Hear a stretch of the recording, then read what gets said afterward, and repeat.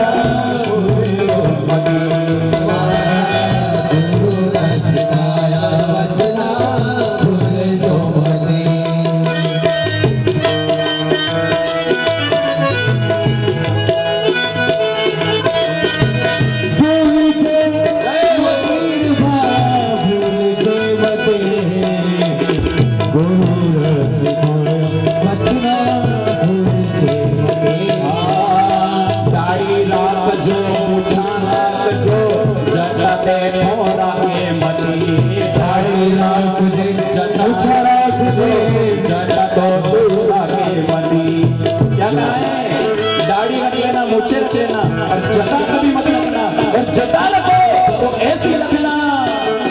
दाढ़ी राख जो, मुछा राख जो, जटा ते कभी राखे मती। दाढ़ी राख जे, मुछा राख जे, जटा तो राखे मती। जटा राख तो ऐसी रखना,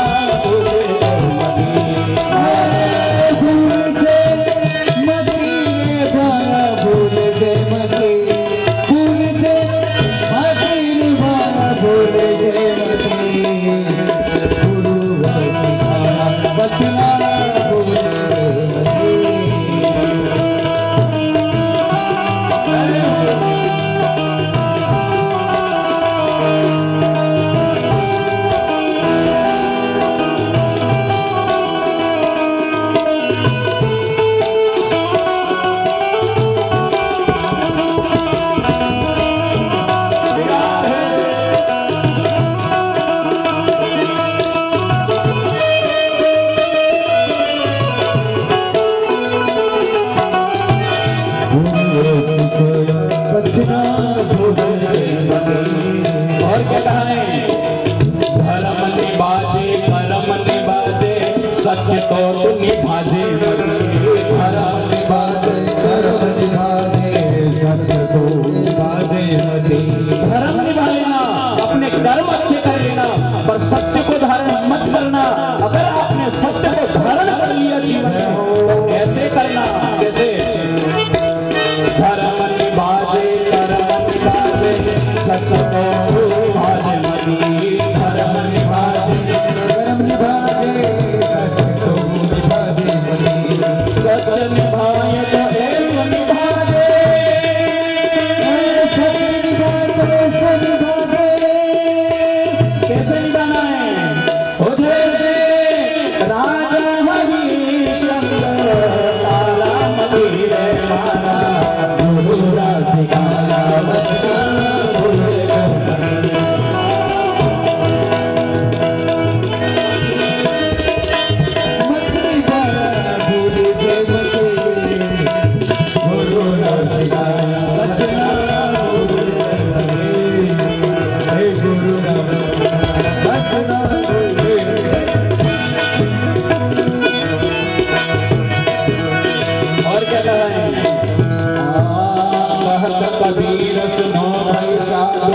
झूठ तो तू कभी बोले मनी कह कबीरा सुनो भाई साधु झूठ तो कभी बोले मनी। कबीरदास जी कहते हैं देखिए संतों की भाषा गुरु की भाषा बड़ी अटपटी है। कबीरदास जी क्या कहते हैं कहत कबीरा सुनो भाई साधु झूठ तो तू बोले मती कहत कबीरा सुनो भाई साधु झूठ तो कभी बोले मती। झूठ बोलते ऐसे बोलते हो झूठ बोले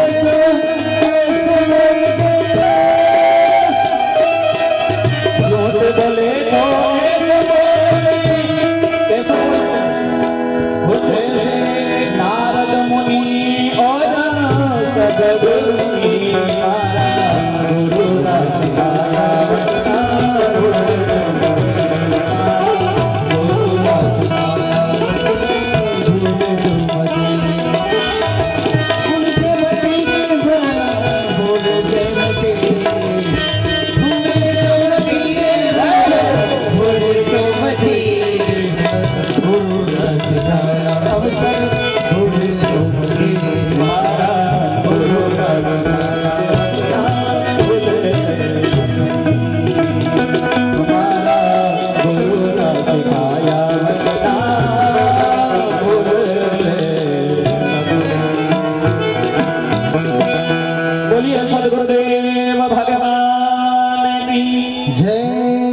मत बोलना। और अगर झूठ बोलने का काम पड़े तो इस तरह से झूठ बोलना कि वो झूठ भी सत्य हो जाए। इस तरह से झूठ बोलो कि वो झूठ झूठ न रहे वो सत्य हो जाए। और ये कैसे होगा जहां किसी जीव के प्राण जा रहे हो, जहां आपके सामने कोई जीव मर रहा है, कोई कष्ट देख रहा है और अगर आपको झूठ बोलने से आपके झूठ बोलने से अगर उसके प्राण बच जाए तो मित्रों वो झूठ झूठ नहीं होता है वो सत्य हो जाता है। ऐसी जगह झूठ बोलना चाहिए। एक बार कबीरदास जी बैठे हुए थे कि उनके सामने से एक गाय निकल करके भागती हुई गई। गाय के पीछे से पीछे एक कसाई तलवार लेकर के खड़क लेकर के भाग रहा था उस गाय को मारने के लिए। कबीरदास जी की आंखें बंद थी और गाय जैसे निकली तो उनकी आंखें खुल गई और गाय चली गई। किसी ने रोका नहीं गाय को, जंगल में चली जाती है। पीछे से वो कसाई आया। कसाई ने कबीरदास जी को वहां बैठा हुआ देखा तो पूछा महाराज आप यहाँ बैठे हैं, अभी थोड़ी देर पहले यहाँ से गाय निकली आपके सामने से, अब बताइए कबीरदास जी क्या करेंगे। इसीलिए उन्होंने कहा है कि झूठ बोलो तो ऐसे बोलना कि वो झूठ झूठ न रहे वो सत्य हो जाए। वहां कबीरदास जी ने कहा अरे भाई गाय निकली हो या ना निकली हो ये मैं नहीं बता सकता। क्यों? क्योंकि जिसने देखी वो बोल नहीं सकता है और जो बोल सकता है उसने देखी नहीं है।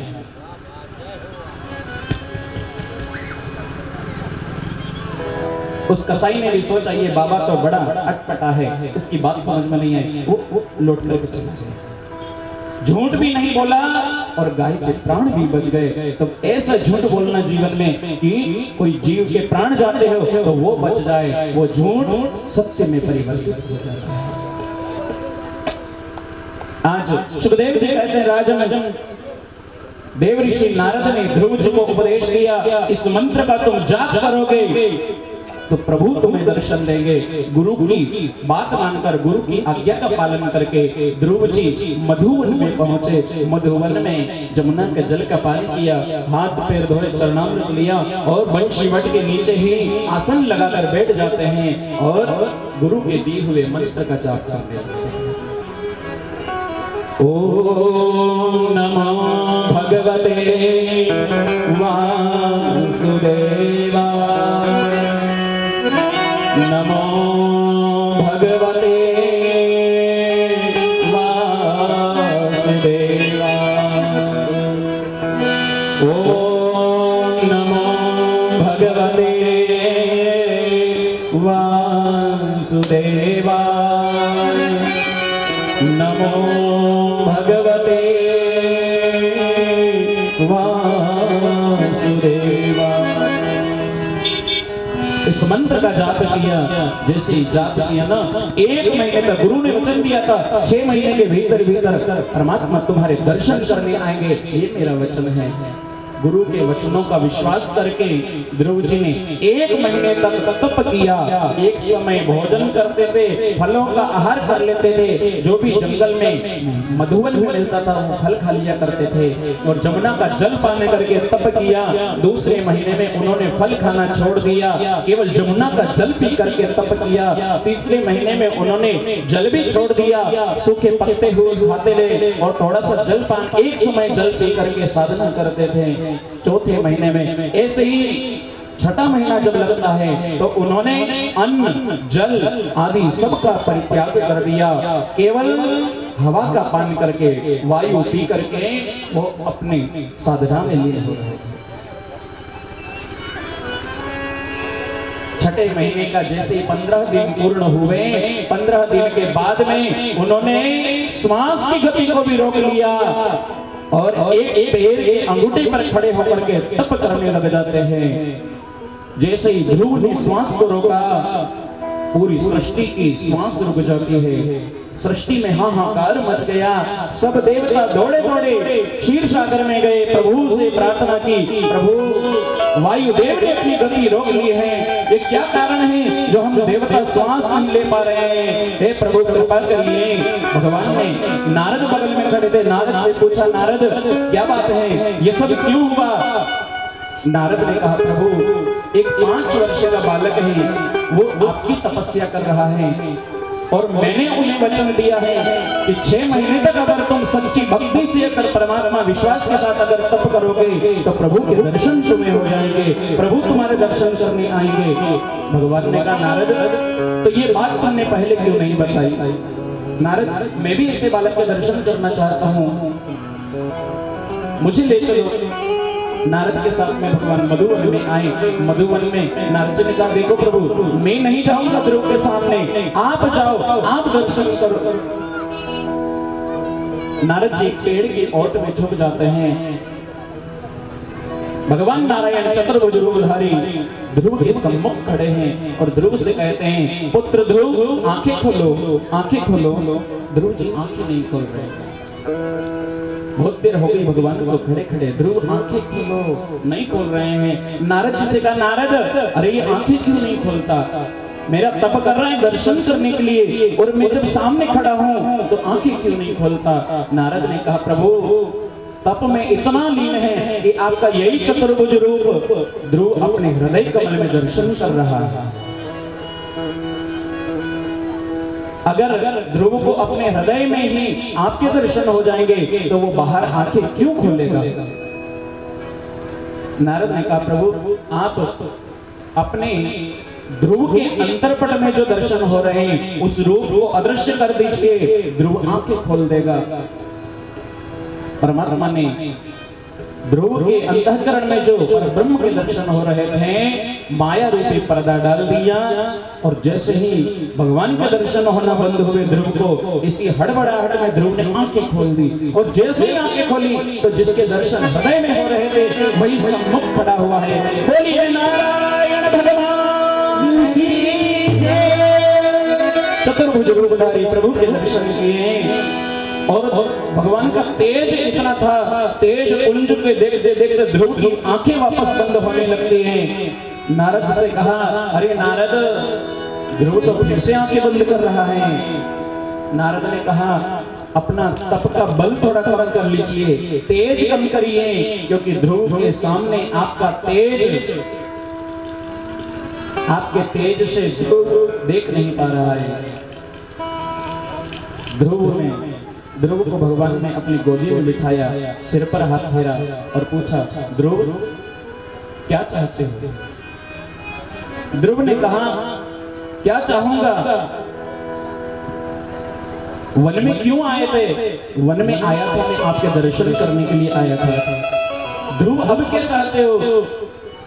वरदान मांगो, मैं तुम्हारी तपस्या से प्रसन्न हूं। ध्रुव जी भगवान के मुखमंडल को देख करके ध्रुव जी मुस्कुराने लगते हैं। ध्रुव जी को मुस्कुराता हुआ देखा ना तो भगवान से भी नहीं रहा गया। ध्रुव के मुखमंडल को देख करके भगवान नारायण भी मुस्कुराने लगते हैं। नारायण को मुस्कुराता हुआ देखा तो पेड़ की ओट में नारद जी से भी नहीं रहा गया, नारद जी भी मुस्कुराने लगते हैं। बात पहुंची भगवान शिव तक। अरे सभी पूरी सृष्टि मुस्कुरा रही है, क्या कारण है?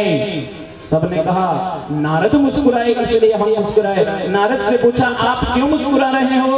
नारद ने कहा प्रभु की मुस्कुराहट को देख करके मैं मुस्कुरा रहा हूँ। भगवान से पूछा प्रभु आप क्यों मुस्कुरा रहे हो? भगवान ने कहा ध्रुव के मुखमंडल को देख करके मुस्कुरा रहा हूँ। ध्रुव से पूछा तुम क्यों मुस्कुराते हो? ध्रुव ने कहा मैंने तो सोचा था चतुर्भुज रूपधारी मेरे प्रभु जगत पिता है, वो सर्वांतर्यामी है, पर इनको तो इतना भी पता नहीं कि मैं तो छोटा बालक हूं और मैं मांगना ही नहीं जानता, और मुझसे कहते हैं तो वरदान मांगो। क्या मांगूंगा मैं आपसे? नहीं ध्रुव, तुम्हें वरदान मांगना पड़ेगा। अच्छा वरदान देना चाहते हो तो प्रभु एक वरदान दीजिए। क्या? योऽन्तः प्रवेश्य मम वाच्यमिमां प्रसोक्ताम् संजीवयत्यखिल शक्तिधर स्वधाम्ना अन्याश्च हस्तचरण श्रवण स्वगादि प्राणान्नमो भगवते पुरुषाय तुभ्यम्। चतुर्थ स्कंद के 9वें अध्याय का 6वां श्लोक है। ध्रुव कहते हैं योऽन्तः प्रविश्य मम वाच्यमिमां प्रसुप्ताम्। हे प्रभु आप मेरे अंतःकरण में प्रवेश कर जाओ, मेरे रोम रोम में आप बस जाओ, मेरी वाणी में आप बस जाओ, मैं अपनी वाणी से आपकी स्तुति करूं। योऽन्तः प्रविश्य मम वाच्यमिमां प्रसुप्ताम्। मैं अपने कानों से जो भी सुनूं वो आपका सत्संग हो जाए, वो आपका कीर्तन हो जाए, यही मेरी इच्छा है। अन्याश्च हस्त चरण श्रवणस्वगादीनि। हे प्रभु आपकी कृपा से मैं ऐसी गादी पर बैठूं, ऐसी गादी पर बैठूं जहां से मुझे कोई नहीं उतार पाए, यही मेरी इच्छा है। हे भगवत, हे प्रभु मैं ध्रुव आपको नमस्कार करता हूं। ध्रुव की बात सुन करके भगवान ने ध्रुव को वरदान दिया, जाओ तुम्हें ऐसी गादी मिलेगी, ऐसा पद तुम्हें मिलेगा, वहां से तुम्हें कोई नहीं उतार पाएगा, ये मेरा वचन है। परंतु ध्रुव ये सब तुम्हें कब मिलेगा? जब तक तुम अपने ऋण से उऋण नहीं हो जाते। क्योंकि मानव जीवन के ऊपर, हम मानवों के ऊपर 3 ऋण हैं। जब तक तुम संसार में रहोगे, कर्जदार बने रहोगे, तब तक तुम्हें वो महाबोधि नहीं मिल सकती। पहले तुम्हें अपना कर्जा चुकाना होगा संसार में। जो यहाँ इस संसार में आता है ध्रुव, वो कर्जा चुकाने के लिए आता है। ये जो संसार है ना ध्रुव, ये संसार सब्जी मंडी है, अनाज मंडी है। इस अनाज मंडी में कोई अपनी फसल बेचने के लिए आता है तो कोई इस मंडी में फसल खरीदने के लिए आता है। हे ध्रुव तुम्हारे ऊपर 3 ऋण हैं, उन ऋण को तुम्हें चुकाना है। प्रत्येक जीव के ऊपर 3 ऋण होते हैं, आपके ऊपर, हमारे ऊपर, सभी जीवों के ऊपर 3 ऋण होते हैं। दुनिया का कर्जा चुका दो, पर ये 3 लोगों का कर्जा अगर आपने नहीं चुकाया तो आप ऋणी रहोगे। बार बार जन्म मरण के बंधन में तुम्हें बंधना पड़ेगा। 3 ऋण से इन 3 लोगों का ऋण जरूर उतारना चाहिए। कौन है ये 3 लोग? पहला मां का ऋण है। जिस माँ ने 9 माह तक तुम्हें गर्भ में रखा, ध्रुव, जिस माँ ने तुम्हारा लालन पालन किया, तुम्हारी सेवा की बचपन में, तुम्हें स्नान आदि करवाते थे, समय पे तुम्हें तैयार करती थी, तुम्हें अच्छा अच्छा भोजन करवाती थी, खुद गीले में सो करके स्वयं तुम्हें सूखे में सिलाती थी। बुढ़ापे में उस माँ की सेवा करने से माँ का ऋण पूरा हो जाता है। और जो पुत्र अपनी माँ को, माँ की सेवा नहीं करता, बुढ़ापे में अपनी माँ को धोखा दे करके वृद्धाश्रम में छोड़ जाता है, वो पुत्र माँ के ऋण से उरीट नहीं हो सकता। और जब तक माँ के ऋण से उरीट नहीं होगे, तब तक तुम्हें महागोदी नहीं मिलेगी। ध्रुव ने कहा, प्रभु मेरी तो 2 माँ हैं, कौन सी माँ का ऋण चुकाऊं?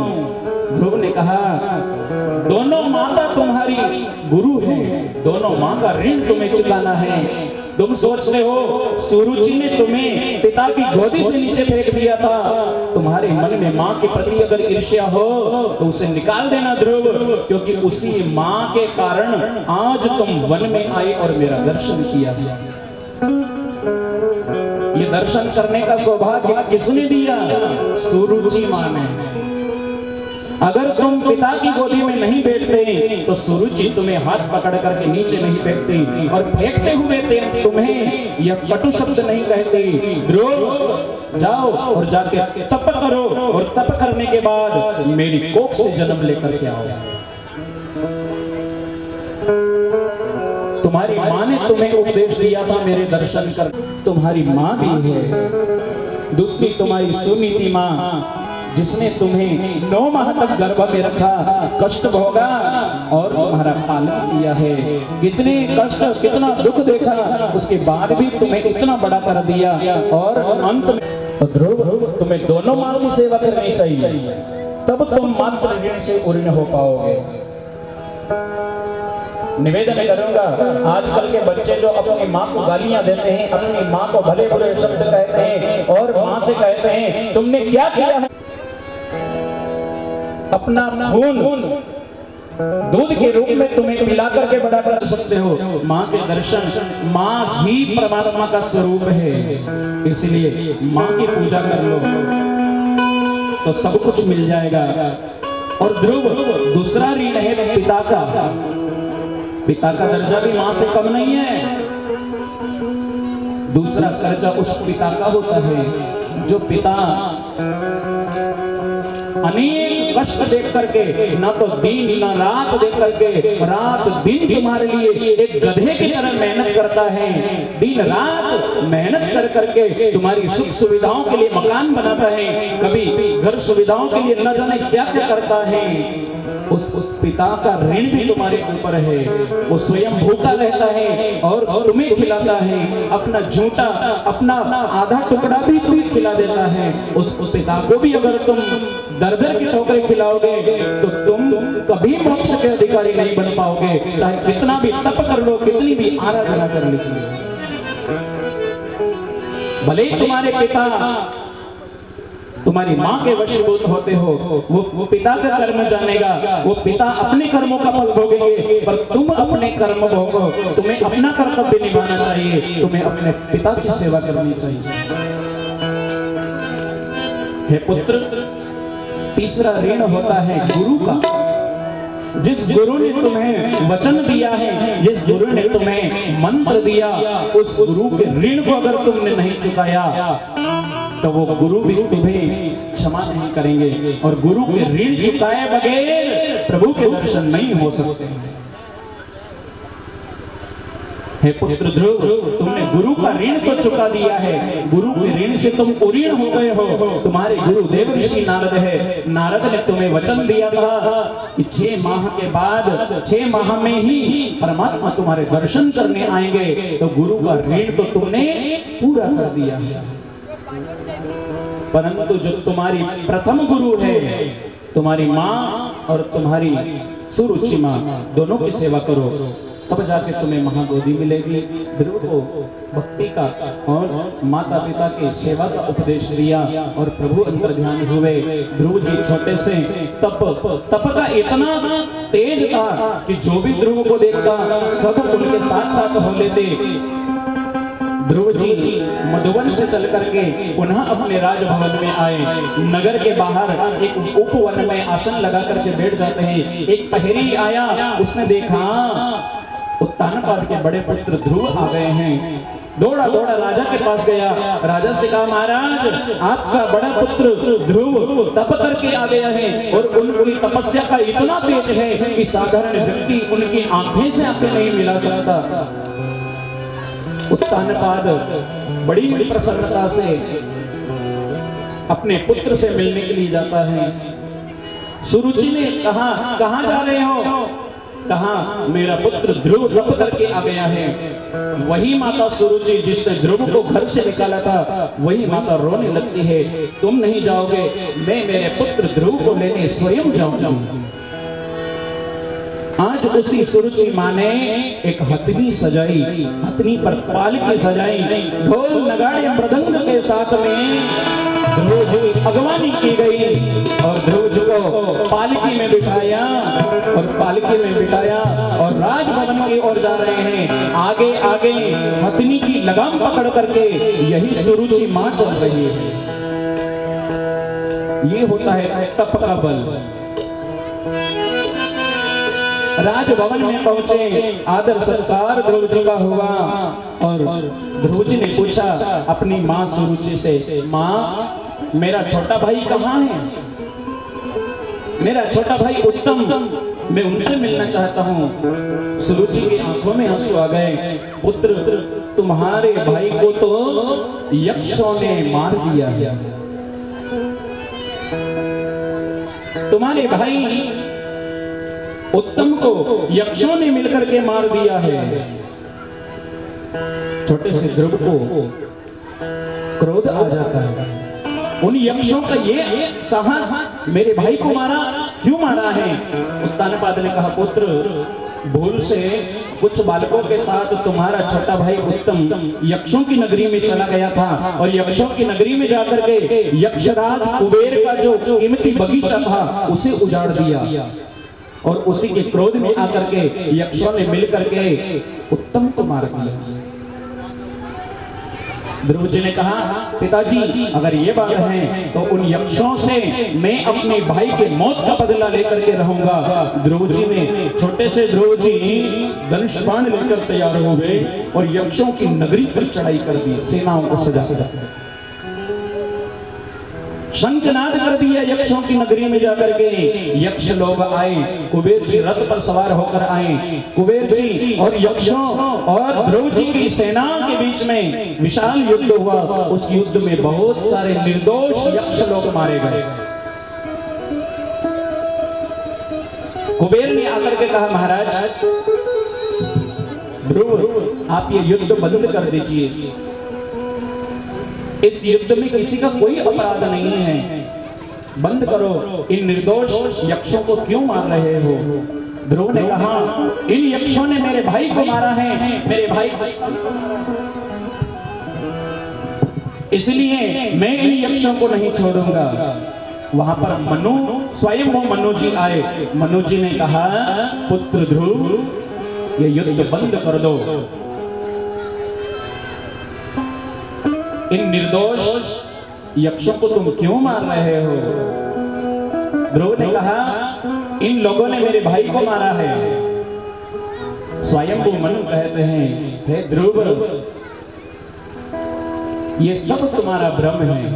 ना तो किसी यक्ष ने तुम्हारे भाई को मारा है, ना ही तुम्हारा भाई उत्तम को भी मारा है। ये सब तुम्हारा भ्रम है। ये प्रभु की इच्छा का खेल है। तुम इन यक्षों को मत मारो।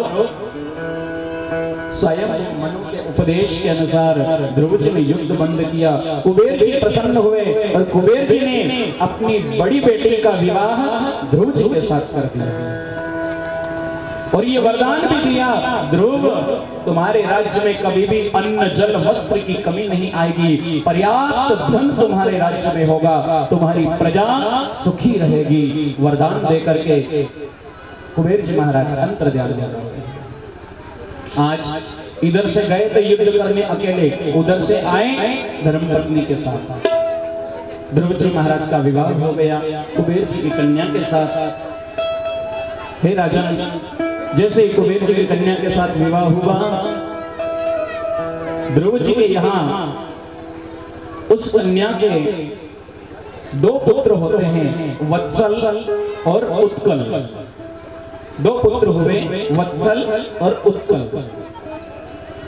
उत्कल जो बड़ा पुत्र था वो मनमौजी था, प्रभु की भक्ति में लीन रहता था, तप साधना व्रत उसे प्रिय था, इसलिए वो अधिक बातें किसी से नहीं किया करता था, अपने मन ही मन में मौज करता था, किसी से अधिक न बातें करना, अपनी मन मर्जी का कार्य करना।